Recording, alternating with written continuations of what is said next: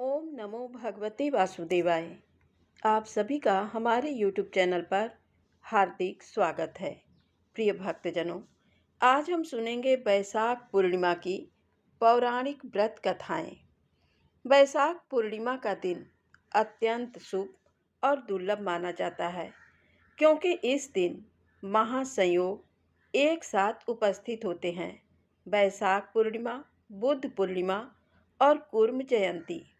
बैसाख पूर्णिमा को स्वयं भगवान विष्णु के कच्छप अवतार का प्राकट्य दिवस माना जाता है, जब उन्होंने समुद्र मंथन में मंदराचल पर्वत को अपनी पीठ पर उठाकर देवताओं की सहायता की थी। ये दिन केवल भगवान विष्णु के भक्तों के लिए ही नहीं, बल्कि संसार के हर प्राणी के लिए विशेष है, क्योंकि इसी दिन भगवान बुद्ध का जन्म, ज्ञान प्राप्ति और मोक्ष हुआ था, जिसे बुद्ध पूर्णिमा के रूप में मनाया जाता है। इस त्रिगुणित पावन संयोग पर श्री सत्यनारायण भगवान की कथा, बुद्ध चरित्र, कूर्म अवतार कथा, दान पुण्य और धार्मिक अनुष्ठान करने से अनंत गुना फल की प्राप्ति होती है। कहा जाता है कि इस दिन श्रद्धापूर्वक कथा श्रवण, व्रत और ध्यान करने से व्यक्ति के समस्त पाप कट जाते हैं, पुण्य का भंडार भरता है और जीवन में सुख, शांति और मोक्ष का मार्ग प्रशस्त होता है। ये समय है अपने जीवन को धर्म, सत्य और तप से प्रकाशित करने का और भगवान की कृपा को अपने अंतःकरण में अनुभव करने का। तो प्रिय भक्तजनों, आइए इस दुर्लभ संयोग में सुनते हैं बैसाख पूर्णिमा के दिन सुनी जाने वाली सभी पौराणिक कथाएं। जब जब भगवान के भक्तों पर विपत्ति आई है, तब तब भगवान विष्णु ने अपने भक्तों के संकट दूर करने के लिए और जगत के कल्याण के लिए कई अवतार लिए हैं। इस दौरान वे मानव और जीव जंतु से लेकर नरसिंह जैसे अवतारों में धरती पर अवतरित हुए। इन्हीं में से एक प्रमुख अवतार है कच्छप अवतार। इस अवतार में भगवान ने कछुए के रूप में आकर देवताओं सहित समस्त संसार की रक्षा की और समुद्र मंथन में अहम भूमिका निभाई। कच्छप अवतार का उद्देश्य समुद्र मंथन में देवताओं और दानवों की सहायता करना था। नरसिंह पुराण में कूर्म अवतार को भगवान विष्णु का दूसरा अवतार कहा गया है, जबकि भागवत महापुराण के अनुसार ये विष्णु जी का 11वां अवतार माना जाता है। पौराणिक मान्यताओं के अनुसार भगवान का ये अवतार समुद्र मंथन के दौरान हुआ था। कहा जाता है कि एक बार जब महर्षि दुर्वासा ने देवराज इंद्र को पारिजात पुष्प की माला भेंट की, तो अहंकार से भरे हुए देवराज इंद्र ने वह माला सीधे अपने वाहन ऐरावत हाथी के गले में डाल दी। इस बात पर महर्षि दुर्वासा बड़े क्रोधित हुए और उन्होंने इंद्र के साथ साथ सभी देवताओं को शक्तिहीन और श्रीहीन होने का श्राप दे दिया। मुनि के श्राप से देवलोक की सुख समृद्धि नष्ट हो गई और लक्ष्मी जी सागर की गहराई में जाकर बैठ गईं। इससे इंद्रलोक ही नहीं, सुर, असुर लोक और संसार का धन वैभव समाप्त होने लगा। अपनी भूल का एहसास होने पर अहंकार को त्याग कर इंद्र सहित सभी देवताओं ने भगवान विष्णु की शरण ली और भगवान विष्णु की स्तुति की। तब भगवान ने देवताओं और दानवों को एक साथ समुद्र मंथन करने का आदेश दिया। भगवान विष्णु की आज्ञा से राक्षस और देवता एक हुए और समुद्र मंथन के लिए तैयार भी हो गए। मंथन के लिए मंदराचल पर्वत को मथनी और शेषनाग वासुकी को रस्सी के रूप में उपयोग किया गया। लेकिन जैसे ही मंदराचल पर्वत को समुद्र में डालकर घुमाने या मथने का काम प्रारंभ हुआ, तो वे जमीन यानी समुद्र की सतह में धंसने लगा। उसके नीचे किसी भी प्रकार का आधार नहीं था जो पर्वत को डूबने से रोक सके।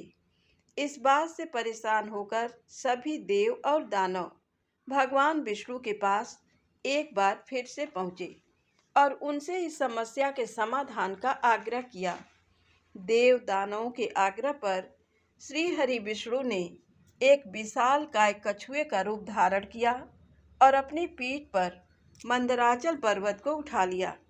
ऐसी मान्यता है कि कछुए की पीठ पर चिकनाई होती है, जिस वजह से पर्वत आसानी से घूमने लगा और इस तरह समुद्र मंथन का कार्य पूर्ण हो सका। कूर्म जयंती को बहुत ही शुभ और सफल मुहूर्त के रूप में माना जाता है। आज के दिन घर में चांदी या धातु से बना कछुआ लाना भी बहुत शुभ माना जाता है। देव और दानवों के द्वारा समुद्र मंथन से कई सारे बहुमूल्य पदार्थ प्राप्त हुए थे। इनमें से सबसे प्रमुख है 14 रत्न। इन 14 रत्नों में से सबसे पहले एक विष का प्याला निकला था, जिसे भगवान शंकर ने अपने कंठ में धारण किया। विष को अपने कंठ में धारण करने से भगवान शिव का एक नाम नीलकंठ भी हुआ।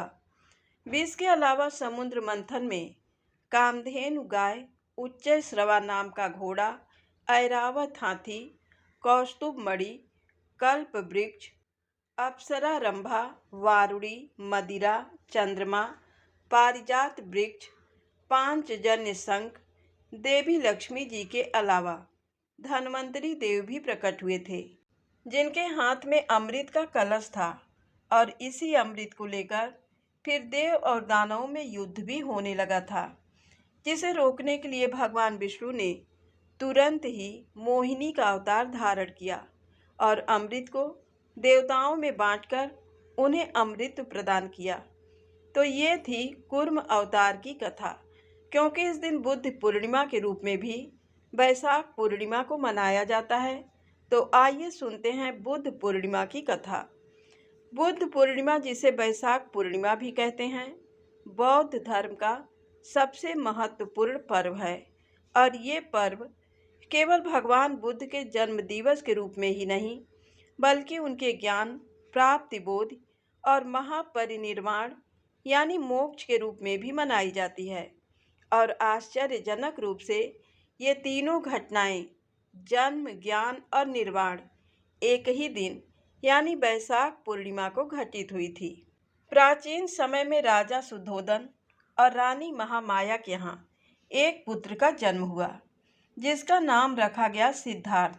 जन्म के समय ऋषि अष्टांग संप्रदाय ने भविष्यवाणी कर दी थी कि ये बालक या तो महान सम्राट बनेगा या फिर महान संत। राजा ने चाहा कि सिद्धार्थ राजसी सुख में रम जाए और ये संत ना बन पाए, इसलिए सिद्धार्थ का विवाह समय आने पर यशोधरा से करवा दिया और उनके पुत्र राहुल का फिर जन्म हुआ। लेकिन उनका मन तो संसार के दुखों को लेकर दुखी था। उनके मन में इन सभी बातों को लेकर प्रश्न उठने लगे। एक दिन उन्होंने महल से बाहर निकलकर वृद्धावस्था, रोग और मृत्यु के दृश्य देखे और चौथे दृश्य में एक संत को ध्यान मग्न देखा। तभी उनके भीतर वैराग्य जागा। 29 वर्ष की आयु में सिद्धार्थ ने घर, परिवार, पुत्र और राजपाट त्याग दिया और सत्य की खोज में निकल पड़े। वर्षों तक कठोर तप और साधना करने के बाद गया में एक पीपल के वृक्ष के नीचे, जो आज बोधि वृक्ष कहलाता है, वैशाख पूर्णिमा की रात में उन्हें पूर्ण ज्ञान की प्राप्ति हुई। वे सिद्धार्थ से संबुद्ध अर्थात बुद्ध जागृत ज्ञान से प्रकाशित बन गए। उन्होंने मध्यम मार्ग का उपदेश दिया, ना तो कठोर तपस्या, ना ही विलासिता, बल्कि संतुलित जीवन। गौतम बुद्ध ने 4 सत्य बताए। 1, जीवन दुखमय है। दूसरा, दुख का कारण इच्छा है। तीसरा, इच्छा का नाश ही दुख का नाश है। चौथा, अष्टांगिक मार्ग अर्थात सम्यक दृष्टि, विचार, वाणी, कर्म, आजीविका, प्रयास, स्मृति, समाधि को अपनाकर दुख से मुक्ति पाई जा सकती है। और 80 वर्ष की आयु में पुनः वैशाख पूर्णिमा के दिन गौतम बुद्ध ने कुशीनगर में महापरिनिर्वाण अर्थात मोक्ष प्राप्त किया था। तो आइए सुनते हैं 32 पूर्णिमा की व्रत कथा। प्रेम से बोलें, श्री लक्ष्मी नारायण भगवान की जय हो। द्वापर युग में यशोदा माँ ने श्री कृष्ण से कहा कि हे कृष्ण, तुम सारे संसार के उत्पन्न करता, पालनहारी और संहार करता हो। आज मुझे कोई ऐसा व्रत बताओ जिसको करने से मृत्यु लोक में भी स्त्रियों को विधवा होने का भय न रहे तथा ये व्रत सभी मनुष्यों की मनोकामना पूर्ण करने वाला हो। श्री कृष्ण कहने लगे, हे माता, तुमने अति सुंदर प्रश्न किया है। मैं तुम्हें ऐसे एक व्रत के बारे में विस्तार से बताता हूँ। सौभाग्य की प्राप्ति के लिए स्त्रियों को 32 पूर्णिमा व्रत करना चाहिए। इस व्रत को करने से स्त्रियों को सौभाग्य की प्राप्ति होती है। ये व्रत अत्यंत सौभाग्य देने वाला और भगवान शिव के प्रति भक्ति को बढ़ाने वाला है। यशोदा जी कहने लगीं, हे कृष्ण, प्रथम इस व्रत को मृत्युलोक में किसने किया था? इसके विषय में विस्तार से मुझे बताओ। श्री कृष्ण कहने लगे, इस भूमंडल पर अनेक प्रकार के रत्नों से परिपूर्ण कातिका नाम की एक नगरी थी। वहाँ चंद्रहास नामक राजा राज्य करता था। उसी नगर में धनेश्वर नाम का एक ब्राह्मण था और उसकी स्त्री अति सुशीला रूपवती थी। दोनों ही उस नगरी में बड़े प्रेम से रहते थे। घर में धन धान्य आदि की कोई कमी नहीं थी, परंतु उनको बहुत बड़ा दुख था कि उनकी कोई संतान नहीं है। एक समय एक बड़ा योगी उस नगरी में आया। वह योगी उस ब्राह्मण के घर को छोड़कर अन्य सभी घरों से भिक्षा लेकर भोजन किया करता था। वह रूपवती से कभी भिक्षा नहीं लेता था। एक दिन वह योगी रूपवती से भिक्षा न लेकर किसी अन्य घर से भिक्षा लेकर गंगा किनारे जाकर भिक्षान को प्रेम पूर्वक ग्रहण करने लगा कि धनेश्वर ने योगी का ये सब कार्य देख लिया। अपनी भिक्षा के अनादर से दुखी होकर धनेश्वर योगी से बोला, हे महात्मन, आप सभी घरों से भिक्षा लेते हैं, परंतु आप मेरे घर की भिक्षा कभी नहीं लेते। इसका क्या कारण है?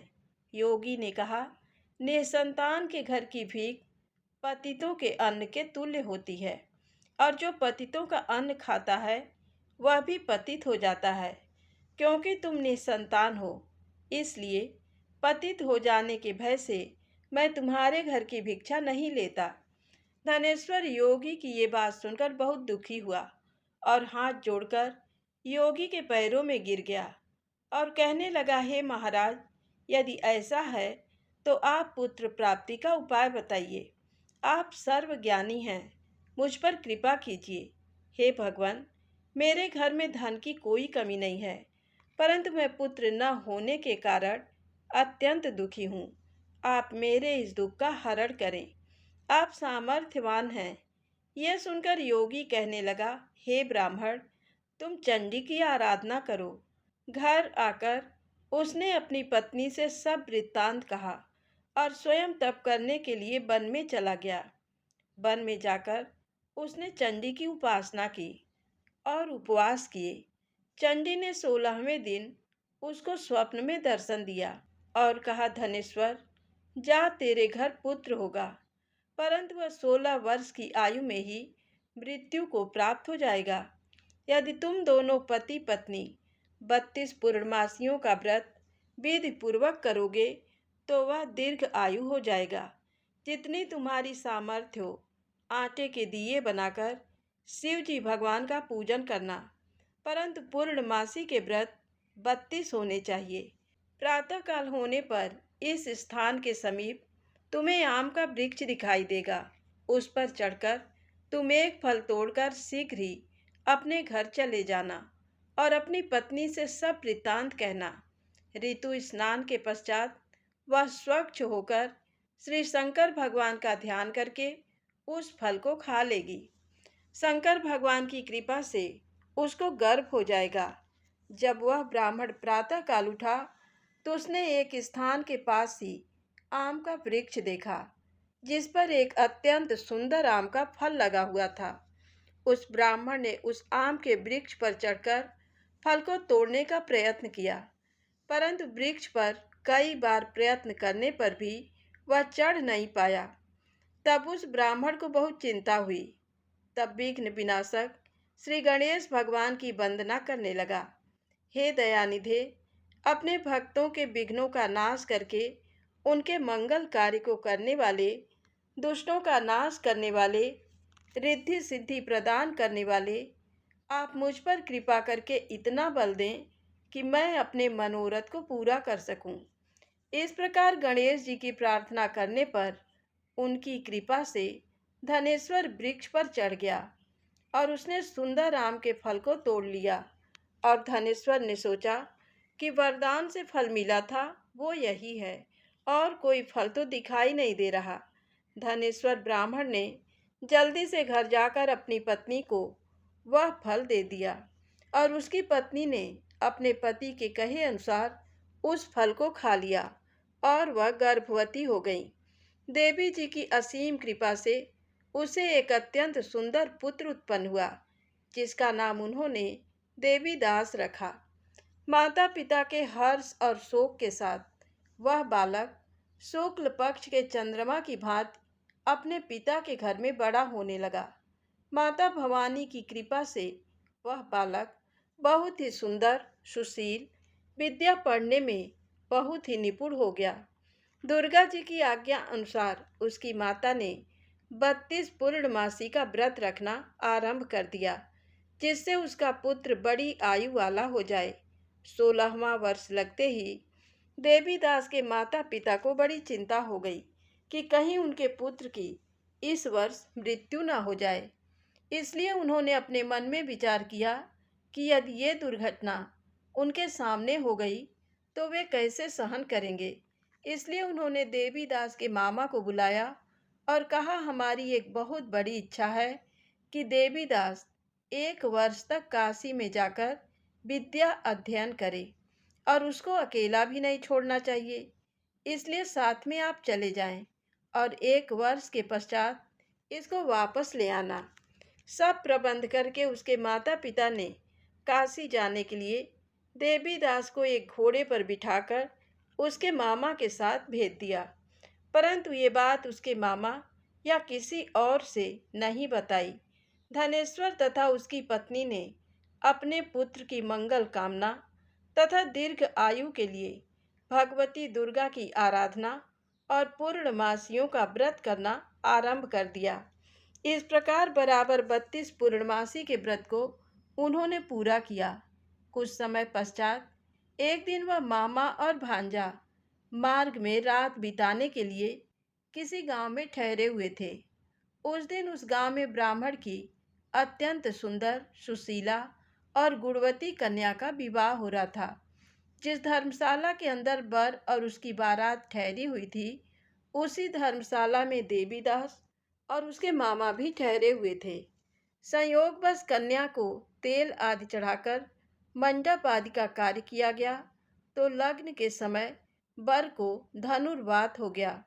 इसलिए वर के पिता ने अपने कुटुंबियों से विमर्श करके निश्चय किया कि ये देवीदास मेरे पुत्र जैसा ही सुंदर है, मैं इसके साथ ही लग्न करवा दूं और बाद में विवाह के अन्य कार्य मेरे लड़के के साथ हो जाएंगे। ऐसा सोचकर देवीदास के मामा से जाकर बोला कि तुम थोड़ी देर के लिए अपना भांजा हमें दे दो, जिससे विवाह के लग्न का सब कार्य सुचारू रूप से हो सके। तब देवीदास का मामा कहने लगा, जो कुछ भी वधू पक्ष से कन्यादान के समय वर को मिले वह सब हमें दे दिया जाए, तो मेरा भांजा इस बारात का दूल्हा बन जाएगा। ये बात वर के पिता के स्वीकार कर लेने पर उसने अपना भांजा वर बनने के लिए भेज दिया और उसके साथ सब विवाह कार्य विधि पूर्वक संपन्न हो गए। पत्नी के साथ वह भोजन करने के पश्चात बहुत उदासीन और दुखी हो गया। उसने सब बातें जो वर के पिता और उसके मामा में हुई थी लड़की को बता दी। तब कन्या कहने लगी कि ये ब्रह्म विवाह के विपरीत कैसे हो सकता है। देव, ब्राह्मण और अग्नि के सामने मैंने आपको ही अपना पति माना है, इसलिए आप ही मेरे पति हैं। मैं आपकी ही पत्नी रहूंगी, अन्य किसी की नहीं। देवीदास ने कहा, ऐसा मत करिए, क्योंकि मेरी आयु बहुत कम है। मेरे पश्चात आपकी क्या गति होगी, इन बातों को अच्छी तरह विचार कर लो। परंतु वह दृढ़ विचारों वाली लड़की थी। वह बोली, जो आपकी गति होगी वही मेरी गति होगी। प्रातःकाल देवीदास ने अपनी पत्नी को 3 नगों से जड़ी हुई एक अंगूठी दी, एक रुमाल दिया और बोला, हे प्रिय, इसे लो और संकेत समझकर स्थिर चित्त हो जाओ। मेरा मरण और जीवन जानने के लिए एक पुष्प वाटिका बना लो। उसमें सुगंध वाली एक नवमल्लिका लगाओ और उसको प्रतिदिन जल से सींचा करो और आनंद के साथ खेलो, कूदो और उत्सव मनाओ।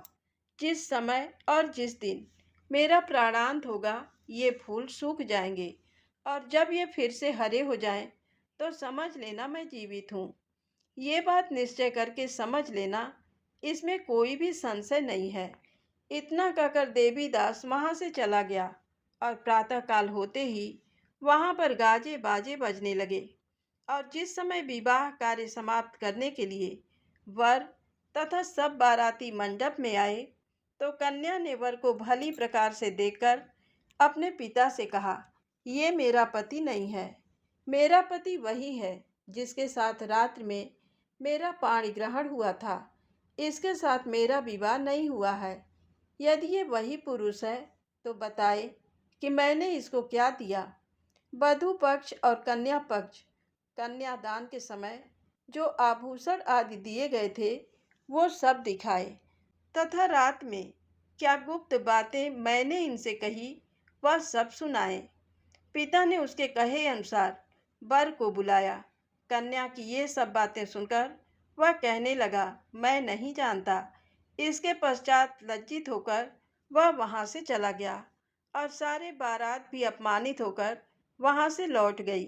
भगवान श्री कृष्ण बोले, हे माता, इस प्रकार देवीदास काशी विद्या अर्जन के लिए वहाँ से चले गए। और जब कुछ समय बीत गया तो काल से प्रेरित होकर एक सर्प रात्रि के समय उसको डसने के लिए वहाँ पर आया। उस विषधर के प्रभाव से उसके शयन का स्थान चारों ओर से विष की ज्वाला से विषैला हो गया, परंतु व्रत के प्रभाव से उसको काट नहीं पाया, क्योंकि पहले ही उसकी माता ने 32 पूर्णमासी का व्रत रखा था। इसके बाद मध्याह्न के समय स्वयं काल वहाँ आया और उसके शरीर से प्राणों को निकालने का प्रयत्न करने लगा, जिससे वह मूर्छित होकर पृथ्वी पर गिर गया। उसी समय माता पार्वती के साथ भगवान शिव वहाँ आ गए। उसको मूर्छित दशा में देखकर माता पार्वती जी ने शंकर जी से प्रार्थना की, हे महाराज, इस बालक की माता ने पहले ही 32 पूर्णिमा का व्रत पूरा किया था, जिसके प्रभाव से आप इसको प्राणदान दें। माँ भवानी के कहने पर भक्त वत्सल भगवान शिव जी ने उसको प्राणदान दे दिया। इस व्रत के प्रभाव से काल को भी पीछे हटना पड़ा और देवीदास स्वस्थ होकर बैठ गया। उधर उसकी पत्नी उसके काल की परीक्षा किया करती थी। जब उसने देखा उस पुष्प वाटिका में पुष्प कुछ भी नहीं रहे, तो उसको अत्यंत आश्चर्य हुआ। लेकिन जब वह जैसे ही हरी भरी हो गई, तो वह जान गई कि अब उसका पति ठीक ठाक है, वह जीवित हो गया है। यह देखकर वह बहुत प्रसन्न हो उठी और अपने पिता से कहने लगी, पिताजी, मेरे पति जीवित हैं, आप उनको ढूंढिए। जब 16वां वर्ष व्यतीत हो गया तो देवीदास भी अपने मामा के साथ काशी से चल दिया। इधर उसके ससुर उसको ढूंढने के लिए अपने घर से जाने ही वाले थे कि वे दोनों मामा भांजा वहां आ गए। उनको आया हुआ देखकर उनके ससुर को बड़ी प्रसन्नता हुई और वह उन्हें अपने घर ले गए। उस समय नगर के निवासी भी वहां इकट्ठे हो गए और सबने निश्चय किया कि अवश्य ही इसी बालक के साथ कन्या का विवाह हुआ था। उस बालक को कन्या ने जब देखा तो पहचान लिया कि ये तो वही है जो संकेत करके गया था। कुछ दिन बाद देवीदास ने अपनी पत्नी और मामा के साथ अपने ससुर के घर से बहुत सारे उपहार लेकर अपने माता पिता के घर गए। अपने गांव के निकट पहुंचने पर कई लोग उसे देखकर उसके माता पिता को पहले ही खबर देने चले गए कि तुम्हारा पुत्र देवीदास अपनी पत्नी और मामा के सहित आ रहा है। ऐसा समाचार सुनकर माता पिता को विश्वास नहीं हुआ, परंतु जब और लोगों ने भी आकर यही बात उन्हें बताई तो उनको बड़ा आश्चर्य हुआ। लेकिन थोड़ी देर में देवीदास ने आकर अपने माता पिता के चरणों में अपना सर रखकर प्रणाम किया और उसकी पत्नी ने अपने सास ससुर के चरणों को स्पर्श किया तो माता पिता ने अपने पुत्र और पुत्र वधू को हृदय से लगा लिया और दोनों की आंखों में प्रेम अश्रु बहने लगे। अपने पुत्र और पुत्र वधू के आने की खुशी में धनेश्वर ने बड़ा ही भारी उत्सव किया और ब्राह्मणों को दान दक्षिणा देकर प्रसन्न किया। श्री कृष्ण भगवान कहने लगे, इस प्रकार धनेश्वर 32 पूर्णमासियों के व्रत के प्रभाव से पुत्रवान हो गया। जो भी स्त्रियां 32 पूर्णमासी के व्रत को करती हैं वे जन्म जन्मांतर में वैधव्य का दुख नहीं भोगती और सदैव सौभाग्यशाली रहती हैं। व्रत करने वाला चाहे स्त्री हो या पुरुष भगवान शंकर की कृपा से संसार के सकल आनंद भोगकर अंत में आवागमन से रहित होकर शिवलोक को प्राप्त होता है। तो प्रेम से बोले श्री लक्ष्मी नारायण भगवान की जय हो, उमा महेश्वर भगवान की जय हो। अब आइए सुनते हैं पूर्णिमा व्रत की अगली पौराणिक कथा। पौराणिक कथा के अनुसार एक बार की बात है, किसी नगर में एक सेठ और सेठानी रहते थे। सेठानी प्रतिदिन श्री हरि भगवान विष्णु की पूरी श्रद्धा से पूजा अर्चना किया करती थी, लेकिन उसका पूजा करना उसके पति यानी सेठ को बिल्कुल भी पसंद नहीं आती थी। इसी कारण सेठ ने एक दिन अपनी पत्नी को घर से निकाल दिया। घर से निकाले जाने के बाद सेठानी जंगल की तरफ निकल पड़ी। रास्ते में जाते समय सेठानी ने जंगल में 4 आदमी को देखा जो मिट्टी खोद रहे थे। तब सेठानी उन आदमी के पास गई और उन लोगों से कहा, कृपया आप मुझे किसी काम पर रख लें। इसके बाद चारों आदमी ने सेठानी को नौकरी पर रख लिया। सेठानी के हाथ पांव बहुत ही कोमल थे, इस वजह से काम करते करते उसके हाथ पर छाले पड़ गए। सेठानी के हाथों को देखकर चारों आदमी ने कहा कि तुम ये काम छोड़ दो, तुम किसी अच्छे घर खानदान की लगती हो, इसकी जगह तुम हमारे घर के काम में हाथ बटा दो। सेठानी इस काम के लिए राजी हो गई। फिर वे चारों आदमी सेठानी को अपने घर ले गए। वहां चारों आदमी हर दिन 4 मुट्ठी चावल लाते थे और आपस में बांटकर उसे खा लेते थे। ये देखकर सेठानी को बहुत बुरा लगा। अगले दिन सेठानी ने चारों से कहा, सुनो भाई, तुम लोग कल से 4 मुट्ठी की जगह 8 मुट्ठी चावल लेकर आना। सेठानी के कहे अनुसार चारों आदमी अगले दिन 8 मुट्ठी चावल लेकर आए। उस चावल को सेठानी ने पकाकर सबसे पहले भगवान विष्णु को भोग लगाया और फिर चारों आदमियों को परोसा। जब चारों आदमी ने उस भोग लगाए भोजन को खाया तो उन लोगों को बहुत स्वादिष्ट लगा। उन्होंने सेठानी से कहा, बहन, आज जो तुमने खाना बनाया वह बेहद स्वादिष्ट है। इस पर सेठानी ने कहा, यह भोजन भगवान विष्णु का जूठा है, इसी वजह से आप लोगों को ये बहुत स्वादिष्ट लग रहा है। उधर सेठानी के जाने के बाद से सेठ भूखा रहने लगा। आस पड़ोस के लोग उसे देखकर ताने भी मारते थे कि ये आदमी सिर्फ अपनी पत्नी की वजह से ही भोजन किया करता था। ऐसा बार बार सुनने के बाद सेठ एक दिन अपनी पत्नी की तलाश में जंगल की तरफ निकल पड़ा। रास्ते में सेठ को मिट्टी खोदते हुए वही 4 आदमी दिखाई दिए। उसे देखकर सेठ ने कहा, सुनो भाई, क्या तुम मुझे काम पर रख सकते हो? तब चारों आदमी ने उसे काम पर रख लिया, किंतु मिट्टी खोदने से सेठ के हाथों में भी छाले पड़ने लगे, यहाँ तक कि उनके बाल भी उड़ गए। ये देखकर चारों आदमी को सेठ पर दया आ गई और उसने कहा, सुनो भाई, तुम इस काम को छोड़ दो। तुम किसी अच्छे घर के लगते हो। तुम हमारे घर चलो, वहाँ कुछ काम में हाथ बटा लेना। सेठ ने उन चारों की बात मान ली और वह उनके साथ उनके घर चले गए। घर पहुंचने के बाद सेठ ने जैसे ही सेठानी को देखा, वह पहचान गए, लेकिन सेठानी घूंघट में थी और सेठ के चेहरे को नहीं देख पाई।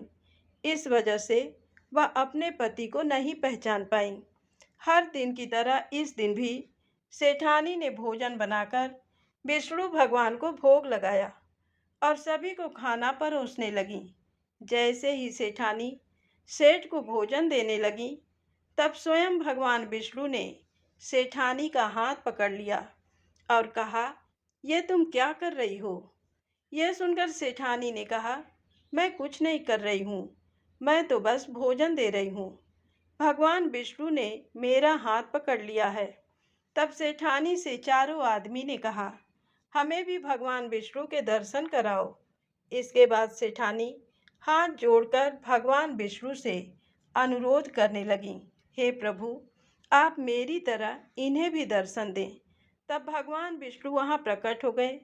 इस दृश्य को देखते ही सेठ ने सेठानी से क्षमा मांगी और उसे अपने घर साथ चलने को कहा।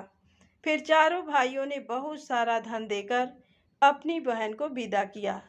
इस घटना के बाद से सेठ भी भगवान विष्णु के भक्त बन गए और उनकी श्रद्धा पूर्वक पूजा करने लगे। ऐसा करने से सेठ सेठानी के घर फिर से धन की वर्षा होने लगी। मान्यता है कि पूर्णिमा का व्रत रखकर इस कथा को सुनने से भगवान श्री विष्णु जी की कृपा से सभी के घर धन धान्य से भर जाते हैं और सभी के दुख दूर होते हैं। तो बोलिए श्री लक्ष्मी नारायण भगवान की जय हो। अब आइए सुनते हैं विष्णु भगवान की आरती। ओम जय जगदीश हरे, स्वामी जय जगदीश हरे। भक्त जनों के संकट क्षण में दूर करें। ओम जय जगदीश हरे, जो ध्यावे फल पावे, दुख बिन से मन का, सुख संपत्ति घर आवे, कष्ट मिटे तन का। ओम जय जगदीश हरे, मात पिता तुम मेरे, शरण गहूँ किसकी, तुम बिन और न दूजा, आस करूं जिसकी। ओम जय जगदीश हरे, तुम पूर्ण परमात्मा, तुम अंतर्यामी, पार ब्रह्म परमेश्वर, तुम सबके स्वामी। ओम जय जगदीश हरे, तुम करुणा के सागर, तुम पालन करता, मैं मूरख खल कामी, कृपा करो भरता। ओम जय जगदीश हरे, तुम हो एक अगोचर, सबके प्राणपति, किस विधि मिलूं दया मैं, तुमको मैं कुमति। ओम जय जगदीश हरे, दीन बंधु दुख हरता, तुम ठाकुर मेरे, अपने हाथ उठाओ, द्वार पड़ा तेरे। ओम जय जगदीश हरे, विषय विकार मिटाओ, पाप हरो देवा, श्रद्धा भक्ति बढ़ाओ, संतन की सेवा। ओम जय जगदीश हरे, तन मन धन और संपत्ति सब कुछ है तेरा, तेरा तुझको अर्पण, क्या लागे मेरा। ओम जय जगदीश हरे, श्री जगदीश स्वामी जी की आरती, जो कोई नर गावे, कहत शिवानंद स्वामी, मन वांछित फल पावे। ओम जय जगदीश हरे। प्रेम से बोलिए लक्ष्मी नारायण भगवान की जय हो। यदि आपको ये कथाएं अच्छी लगी हो तो वीडियो को लाइक अवश्य करें, चैनल को सब्सक्राइब करें, ज़्यादा से ज़्यादा शेयर करें। कमेंट्स में श्री लक्ष्मी नारायण, श्री उमा महेश्वर भगवान की जय जरूर लिखें।